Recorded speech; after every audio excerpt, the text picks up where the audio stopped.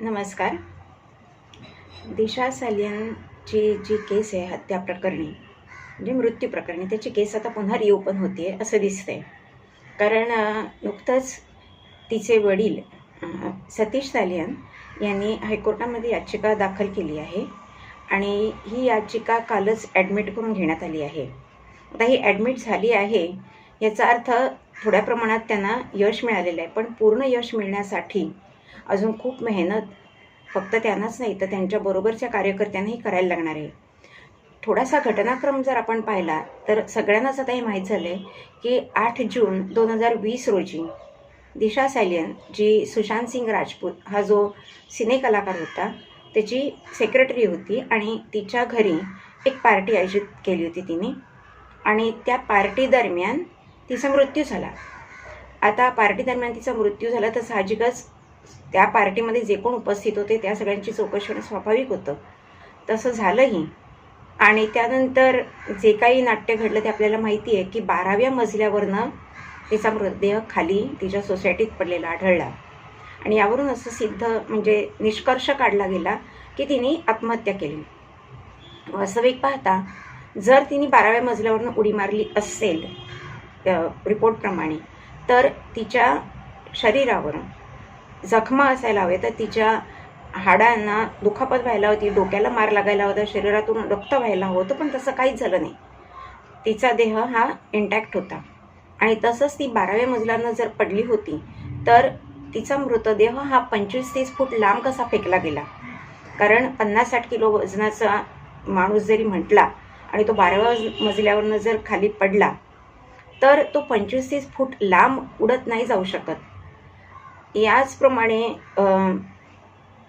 अनेक प्रश्न तिच्या वडिलांनी म्हणजे एकूण 10 प्रश्न या याचिकेत उपस्थित केले. त्यांनी असं सांगितलं की मी 5 वर्ष गप्प होतो, मी पिटिशन दाखल केली नाही, याचं कारण आहे की माझ्यावर दबाव होता.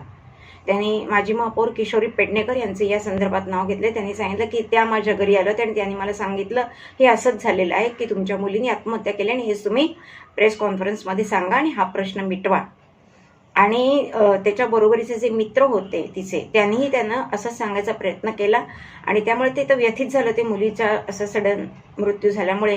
त्यामुळे ते काही मानसिक अवस्थेमध्ये अतिशय वाईट अवस्थेत होती, त्यांची अवस्था नाजूक होती आणि त्यामुळे त्यांना जसं पढवलं गेलं तसं ते बोलले.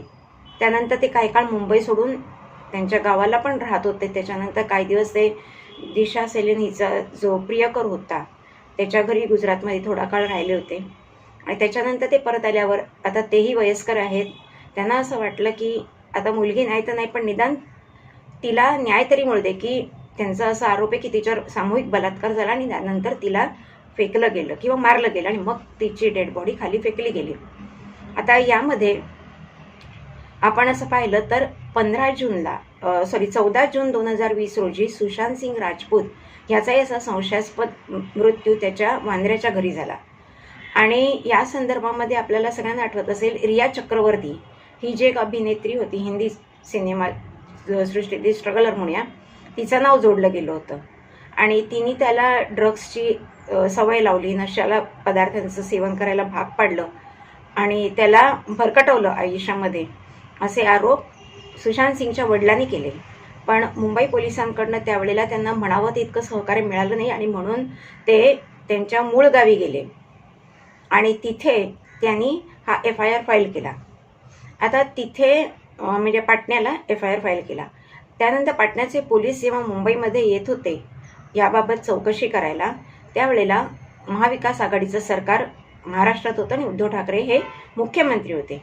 तर त्यांनी तुम्हाला माहितीच असेल, आठवत असेल की त्यांना अटकाव केला आणि त्यांना प्रथम क्वारंटाईन केलं कारण तेव्हा तो कोविडचा पिरियड होता आणि क्वारंटाईन नंतर त्यांना सरळ त्यांच्या राज्यामध्ये परत पाठवून दिलं, पण त्यांना इथे काही चौकशी करायला दिली नाही. तसंच CBI हे सुद्धा CID हे राज्याच्या परवानगीशिवाय इथे इन्व्हेस्टिगेशन करू शकत नाही असंही त्यांनी सांगितलं. दरम्यानच्या काळामध्ये उद्धव ठाकरेंनी आपल्या सत्तेचा गैरवापर करून जो पोलीस ऑफिसर आहे त्यालाही त्यांनी सेवेमध्ये परत घेतलं. सचिन वाझे आपल्याला माहीत असेल. सचिन वाझेला सेवेत घेऊ नये, सेवेतनं बडतर्फ करावा असा हायकोर्टाचा आदेश होता, तरीसुद्धा त्याला तत्काळ रुजू करून घेतलं. कारण सचिन वाझे हा पुरावे नष्ट करण्यात, खोटे पुरावे निर्माण करण्यात, खून करण्यात, धमकी देण्यात एक्सपर्ट माणूस समजला जातो. आणि त्यामुळे अशा सचिन वाझेचाही त्याने उपयोग करून घेतला. तसंच परमवीर सिंग हे त्यावेळेचे जे पोलीस आयुक्त होते त्यांचाही वापर करून घेतला आणि अनेक पुरावे नष्ट करण्याचा, दाबण्याचा प्रयत्न केला. आणि उद्धव ठाकरे यांनी सांगितलं की माझ्या मुलाला क्लीन चिट मिळाली. कारण CBIने सुद्धा याच्यामध्ये कन्क्लुजन रिपोर्ट दिला नाही, कोणीच कन्क्लुजन रिपोर्ट दिला नाही किंवा न्यायालयाने सुद्धा कन्क्लुजन रिपोर्ट दिलेला नाही. आणि तरीसुद्धा हे प्रेसमध्ये सरळ सांगत सुटलं होते की आदित्य ठाकरेला क्लीन चिट मिळालेली. आता हे सुद्धा कंटेम्प्ट ऑफ कोर्ट आहे, त्याच्यावर केस फाईल होऊ शकते. आता त्यांनी सांगितलं की आदित्य ठाकरेची चौकशी करावी, त्याला न्यायालयीन कोठडीमध्ये त्याची चौकशी करावी, असे अनेक मुद्दे त्यांनी सांगितले आहेत. आणि याच्यातून असं वाटतंय की सुशांत सिंग राजपूतची सुद्धा जी केस आहे मृत्यूची, ती सुद्धा परत रिओपन होणार आहे. कारण त्यावेळेला आपल्याला आठवत असेल की महेश भट्ट यांचंही नाव घेतलं गेलं होतं. कारण या दोघांना म्हणजे सुशांत सिंगला आणि रिया चक्रवर्ती यांना, सुशांत सिंग आणि दिशा सालियन या दोघांनाही पॉलिटिकल कनेक्शन जे सिनेसृष्टीशी आहे, अंडरवर्ल्डशी आहे, याची माहिती झाली होती. आणि अनेक स्फोटक खुलासे ते सोशल मीडियाच्या माध्यमातून किंवा एक प्रेस कॉन्फरन्स घेऊन उघड करणार होते असं त्यांनी सांगितलं होतं. आणि याच दरम्यान बरोबर त्यांची हत्या करण्यात आली. तसंच त्याला मानसिक दृष्टीने खच्चीकरण करण्यासाठी त्याला जो एक पाणी हा सिनेमा मिळणार होता त्याच्यातही त्याला काढून टाकण्यात आलं. तसेच अजून 2 सिनेमे ते त्याला मिळत होते त्याच्यातूनही त्याला काढून टाकलं होतं, जेणेकरून त्याचं मानसिक खच्चीकरण व्हावं. आणि यापूर्वी जेव्हा तो त्याच्या बहिणीकडे राहायला गेला होता काही दिवसांसाठी ब्रेक म्हणून, तेव्हा या रिया चक्रवर्तींनी आकांतांडव नाटक करून इमोशनली ब्लॅकमेल करून त्याला परत मुंबईत बोलवलं आणि त्याला ड्रगच्या आहारी घातलं. या संदर्भात रिया चक्रवर्तीला 28 दिवसाची भायखळा जेलमध्ये कस्टडी म्हणजे तुरुंगातही ठेवलं होतं, आपल्याला माहीत असेल. तिच्या भावावर, तिच्या वडिलांवरही आरोप झाले होते. पण त्यातनं हे कुटुंब सुटलेलं दिसतंय.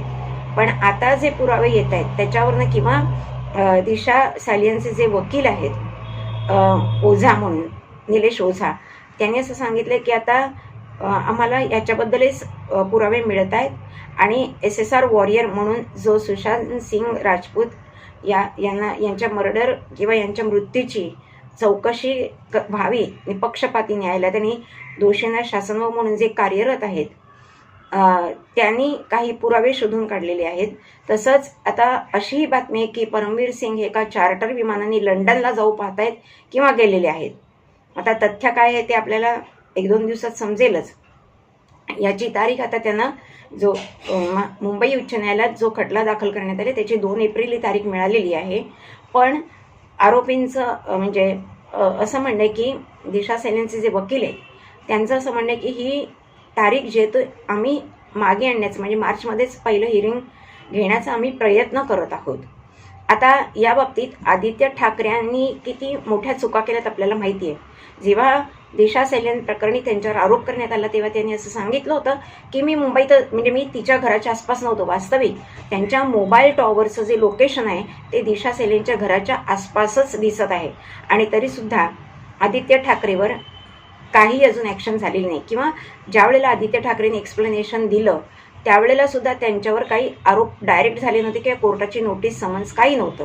पोलिसांनी त्यांची चौकशी केली नव्हती. पण त्यांनी घाईघाईत असं उत्तर दिलं मीडियाला, पत्रकारांना, की 8 जूनला मी दिशा सालियनच्या आसपास असणं शक्यच नाही कारण त्यावेळेला माझे आजोबा जे आहेत माधव पाटणकर हे यांचा मृत्यू झाला आणि म्हणून मी हॉस्पिटलमध्ये होतो. आता वास्तविक पाहता त्यांनी किती मोठी चूक केली. 8 जूनला दिशा सालियन गेली, 14 जूनला सुशांत सिंग राजपूत गेला आणि ह्याचे आजोबा जे आहेत ते 15 जून 2020ला गेले. म्हणजे या दोन्ही हे मृत्यू जेव्हा घडले मुंबईमध्ये त्यावेळेला आदित्य ठाकरे मुंबईतच होते. पण किती मोठा तारखेचा घोळ केला आणि त्यांचे जे हुजरे पाजरे आहेत त्यांनी पण लागले हो हो हो तेव्हा तुम्ही तिकडे होतात, आम्ही पण तुमच्याबरोबर होतो असं मीडियासमोर दाखवले, ज्याचे बाईट्स आता सोशल मीडियात व्हायरल होत आहेत. त्यानंतर असंही आता विरोधी पक्ष असं म्हणतोय की जे आता नागपूरमध्ये दंगल झाली त्याच्यावरचं लक्ष हटवण्यासाठी म्हणून फडणवीस सरकारने या खटल्याला महत्त्व दिलं आहे. हा खटला खरं तर राज्य शासनाने विधानसभेमध्ये चर्चा करण्याचा मुद्दाच नाही आहे. आता हे असे म्हणजे मिसगाईड करणारी आर्ग्युमेंट ते करतच राहणार, कारण त्यांच्याकडे बचावाचे दुसरे काही मुद्देच नाही आहेत. म्हणजे आपण खोट्याच्या कपाळी गोटा आपण म्हणतो ना, तुम्ही जास्त जास्त खोटं बोलत गेलात, एक खोटं लपवायला दुसरं खोटं लपवायला तिसरं खोटं, आणि शेवटी तुम्ही नक्की किती गोष्टींसाठी काय काय खोटं बोललात हेच तुमच्या लक्षात राहत नाही, आणि तिथेच माणूस फसतो. आणि हा आरोपी किती मोठा पोचलेला असला तरीसुद्धा काही ना काहीतरी खुणा या मागे राहतातच. आणि अनेक पुरावे जरी ह्याच्यातनं नष्ट करण्यात आले असले तरी काही ठोस पुरावे अजूनही हातामध्ये आहेत, असं दिशा सलियनच्या वडिलांचे जे वकील आहेत निलेश ओझा यांनी सांगितलेलं आहे. आता एक एक गोष्टी अजून समोर येतच आहेत, पण मला असं वाटतं की देर है दुरुस्त है, अभी नाही तो कभी नाही असं तर होत नाही आहे. आता इतके वर्षांनी म्हणजे 5 वर्षाच्या कालावधीने, आणि मुख्य म्हणजे अर्णब गोस्वामी यांचं मोठं विशेष कौतुक आहे, आभार आहे. त्यांनी 5 वर्ष सतत त्यांच्या रिपब्लिक TV यातर्फे चॅनलतर्फे हे प्रकरण म्हणजे ज्वलंत ठेवलं. आणि आत्ताच त्यांनी ही पिटिशन जी फाईल केली तिच्या वडिलांनी दिशा सलियनच्या, त्याच्या आधी एक दिवस त्यांची मुलाखत अर्णब गोस्वामी यांनी त्यांच्या चॅनलवर घेतलेली होती, हेही आपण सगळ्यांनी पाहिलं असेल. त्याचप्रमाणे अनेक जे यूट्यूबर्स आहेत, मराठी असो किंवा हिंदी असो, त्यांनीसुद्धा हे प्रकरण सतत उचलून धरलं आणि त्यांनीही असं सांगितलं की याच्यामध्ये आदित्य ठाकरे जर दोषी असतील तर त्याच्यावर कारवाई व्हायला हवी. याचप्रमाणे नितेश राणे हे जे आहेत यांनीसुद्धा खुल्या प्रेसमध्ये सांगितलं होतं की आदित्य ठाकरेची चौकशी करा, सगळं बाहेर येईल. आणि या खुनामध्ये ही आत्महत्या नाही, दोघांची आत्महत्या नाही आहे, ही हत्या आहे. आणि या हत्येमागे आदित्य ठाकरे असावेत असा त्यांना दाट संशय आहे. आणि त्याच्यासाठी त्यांनी सांगितलं की मी पोलीस इन्क्वायरीला सुद्धा सामोरं जायला तयार आहे. तर अशा काही निर्भय लोकांनी एकत्र येऊन हे प्रकरण धसासलवले आणि म्हणून आज इथपर्यंत आले की दिशा सलियनच्या वडिलांची हायकोर्टामध्ये जी याचिका सादर दिली होती ती मंजूर झालेली आहे आणि आता त्याच्यावर सुनावणी होईल. तसंच देवेंद्र फडणवीस जे मुख्यमंत्री आहेत महाराष्ट्राचे, यांनीही SIT नेमलेली आहे, पण या SITने अद्यापही रिपोर्ट दिलेला नाही आहे. त्यामुळे आता असं वाटतं की SITने नेमकं 2-2.5 वर्ष केलं काय. आता त्यांचाही रिपोर्ट काय येतोय तेही बघणं खूप महत्त्वाचं आहे. आणि देवेंद्र साहेबांनी सांगितलं की आमच्यातर्फे जेवढी मदत करता येईल तेवढी आम्ही करायला तयार आहोत आणि दोषी कोणीही असलं तरी त्याला शिक्षाही होणारच, कोणाचाही बचाव केला जाणार नाही. पण आत्तापर्यंतचा रेकॉर्ड आपण असा पाहिला तर दिसतं की जे सत्ताधारी लोक आहेत ते अशा महान सत्ताधारी जे मोठ्या मोठ्या घोटाळ्यात गुंतलेले आहेत, आरोपांमध्ये गुंतलेले आहेत, त्यांना संरक्षणच डायरेक्ट किंवा इनडायरेक्ट देताना दिसत आहेत. आता बघूया की याच्यामध्ये नक्की आपल्याला माहिती आहे, संजय दत्तचं उदाहरण माहिती आहे, त्याच्या घरीसुद्धा बंदुका रायफल सगळं सापडलं होतं. पण शेवटी बाळासाहेब ठाकरे यांच्या मेहरबानीने सुनील दत्त त्यांच्या पायावर लोटांगण त्यांनी घातलं होतं की माझ्या मुलाला वाचवा, आणि त्याच्यामुळे संजय दत्तही त्याच्यातनं बाहेर पडला.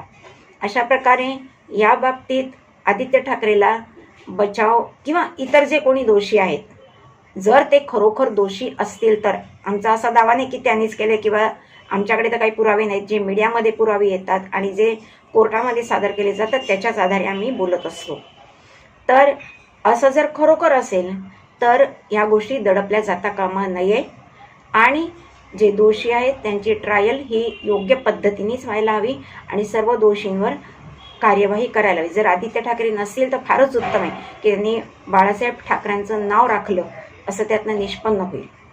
पण जर ते किंवा अन्य कोणी जो कोणी दोषी असेल, पुराव्यासकट जो सिद्ध होईल त्याच्यावर कारवाई झाली तर असं सामान्य माणसाला समजता येईल की कायदा अजून म्हणावा तितका विकला किंवा न्याय हा म्हणावा तितका विकला जात नाही, तर सत्य हे दाबलं जात नाही, कधी ना कधी ते बाहेर येतच.